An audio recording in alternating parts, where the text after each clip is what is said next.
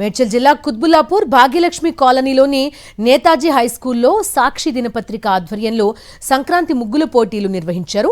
ముగ్గుల పోటీలో విద్యార్థినులు, పేరెంట్స్ పాల్గొన్నారు. గత 12 సంవత్సరాలుగా సాక్షి దినపత్రిక ఆధ్వర్యంలో నిర్వహిస్తున్న పోటీలు విద్యార్థులకు స్ఫూర్తిగా నిలుస్తున్నాయన్నారు నేతాజీ హైస్కూల్ ప్రిన్సిపల్ చింతల మహేష్. విద్యార్థులకు పల్లె వాతావరణం, తెలుగువారి సంప్రదాయాలు లాంటి మంచి కార్యక్రమం నిర్వహిస్తున్న సాక్షి యాజమాన్యానికి కృతజ్ఞతలు తెలిపారు. పోటీల అనంతరం విజేతలకు బహుమతులు అందజేశారు.